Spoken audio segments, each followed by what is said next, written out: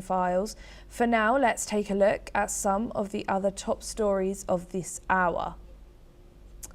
Iran's foreign ministry spokesperson confirmed that the US-Iran nuclear talks, which took place on Friday, have ended for now. The discussions aimed at resolving concerns over Iran's nuclear program ended without a breakthrough. A state TV reporter expressed uncertainty about when the talks might resume, adding to the growing uncertainty surrounding these crucial negotiations.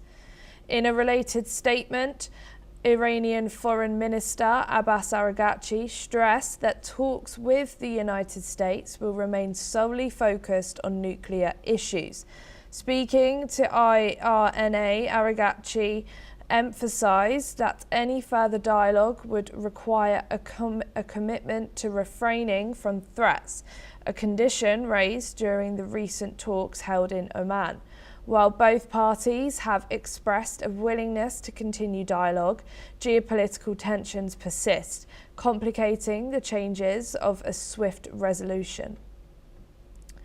We are now being joined by Professor Veselin Popovsky, a professor and a vice dean for Jindal Global Law School, who's joining us from New Delhi. Thank you so much for joining us here today on NewsX World. Why is the US pushing why does Iran calling these talks a good start actually signal about progress with the US? Well, there is a long history of Iran developing nuclear facilities and claiming these are for civilian use. But there are a lot of doubts these are really for civilian use because for a long time now, Iran has overpassed the necessary enrichment. Up to 5% of the Iranian enrichment is considered to be for civilian use, but now the estimation is that Iran already enriched over 60% of the uranium, and it's only needed if you have a military use for this enriched uranium. No doubt, Iran is trying to achieve nuclear weapons. And for many years, those talks, we remember there were talks back in the time of Barack Obama, and then during the first Donald Trump term, then John Biden. So those talks go for a very long time. The uniqueness of this moment now is that they come after a very brutal repression of the Iranian protesters, with almost 7,000 official numbers, maybe even more protesters being killed by this regime.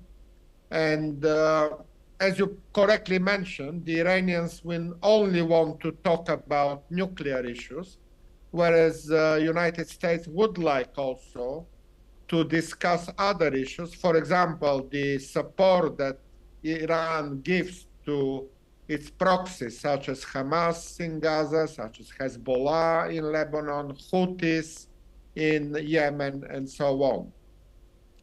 So United States would like to enlarge the agenda of the discussions, where Iranians are trying to narrow it down only to the nuclear issues. We don't know yet exactly whether there was some other news, the negotiations in Oman are still kind of in a mystery. The official statesmen are very brief and basically encouraging further discussions rather than giving some outcomes and conclusions. So we still need to watch and see what will bring the next round of discussions. But generally, it's a good news because the discussions are better than military strikes. What we saw last year was that the previous talks that were planned to happen were actually impossible because Israel at the time exercised strikes on Iranian nuclear facilities, and that prevented the dialogue that was planned for July last year.